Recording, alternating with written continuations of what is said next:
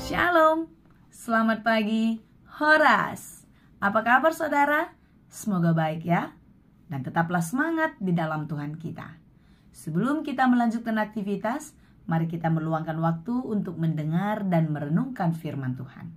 Karena hanya firman Tuhanlah sumber kekuatan dan hikmat bagi kita untuk dapat mengerti setiap rencana Tuhan di dalam kehidupan kita ini.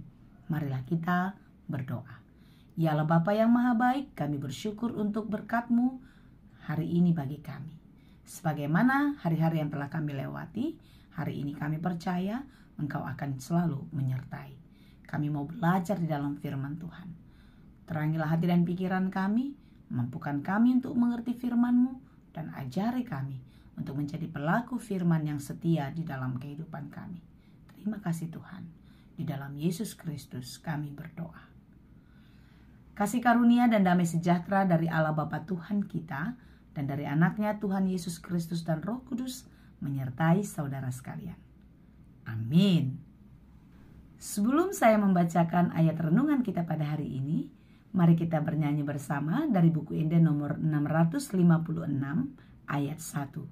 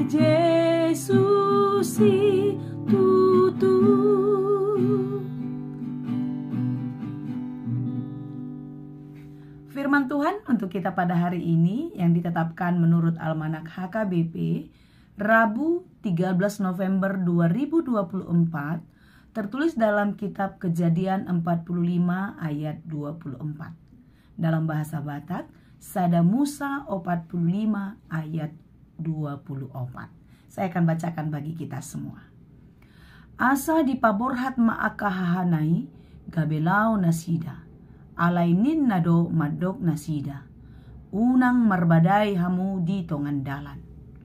Kemudian ia melepas saudara-saudaranya serta berkata kepada mereka, janganlah berbantah-bantah di jalan.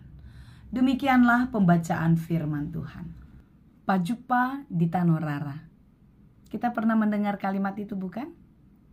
Nah biasanya ungkapan itu disampaikan kepada orang yang telah menyakiti hatinya.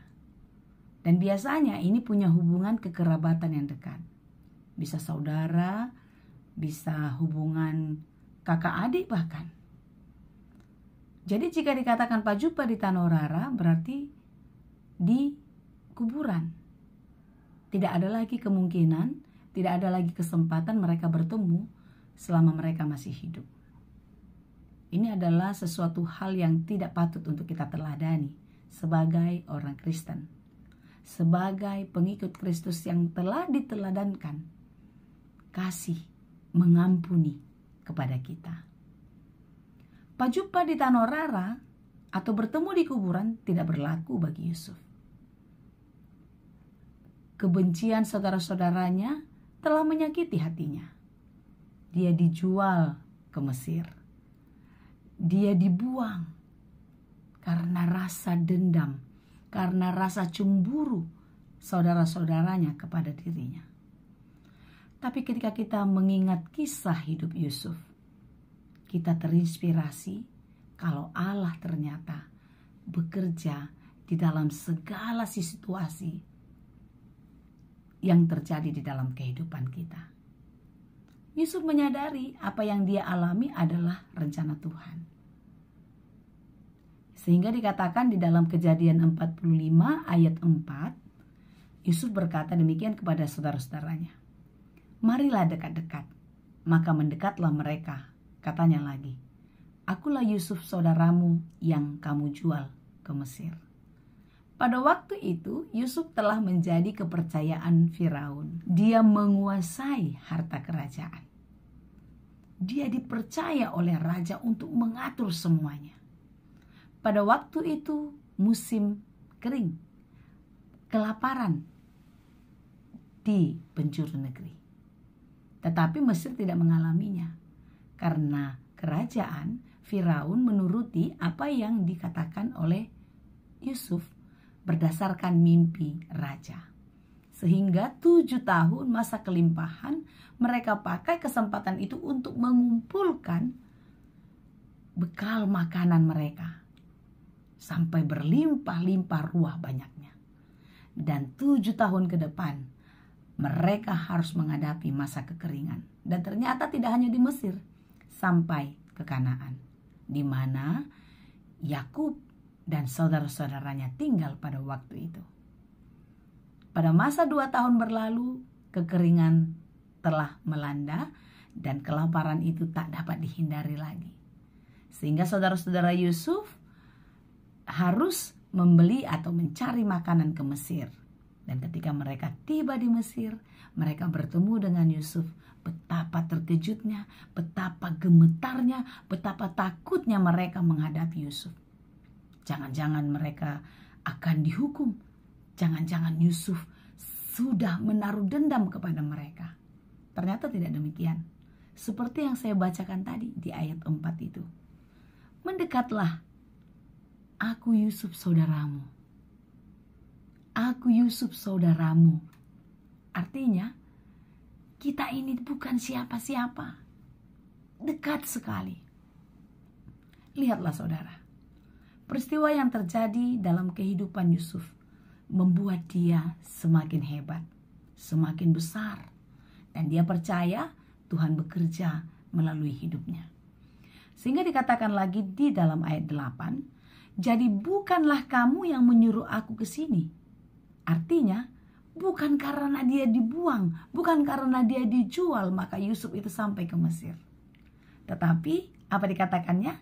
Tetapi Allah, dialah yang telah menempatkan aku sebagai bapa bagi Firaun dan tuan atas seluruh istananya, sebagai kuasa atas seluruh tanah Mesir. Itu semua adalah pekerjaan Allah. Dan itu bisa terjadi ketika Yusuf diambil atau dibawa ke Mesir. Lihatlah saudara, apapun yang terjadi dalam hidup kita, ternyata Tuhan punya rencana.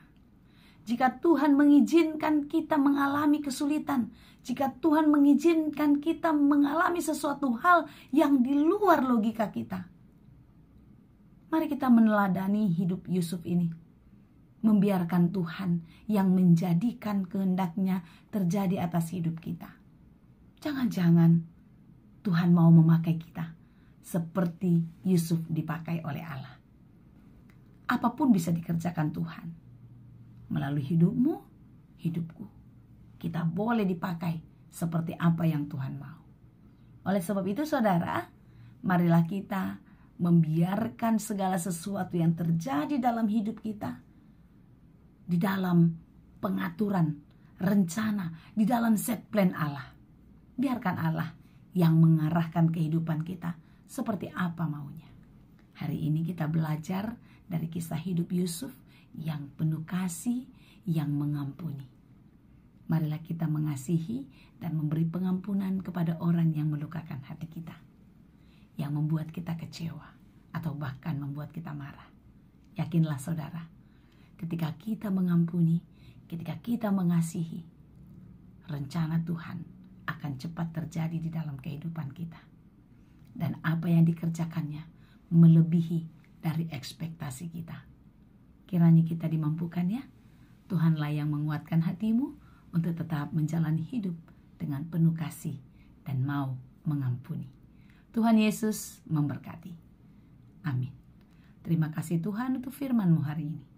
biarlah kami dikuatkan dan dimampukan meneladani hidup Yusuf untuk mengampuni dan terus mengasihi.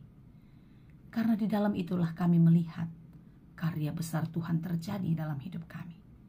Dan kami mau dipakai untuk menjadi garam dan terang bagi banyak orang. Tuhan, biarlah hidup kami berguna. Kami berdampak baik bagi banyak orang. Dimulai dari rumah kami, keluarga kami. Dan biarlah hidup kami terus bersinar, memancarkan sinar terang yang daripadamu. Terima kasih Bapa, kuatkan dan mampukanlah kami untuk menjadi anak-anak Tuhan yang penuh kasih. Di dalam Yesus kami berdoa. Anugerah Tuhan kita Yesus Kristus, kasih karunia Allah Bapa, dan persekutuan Roh Kudus, itulah kiranya yang menyertai dan memberkati kamu sekalian. Amin. Selamat beraktivitas, Tuhan Yesus memberkati. Horas.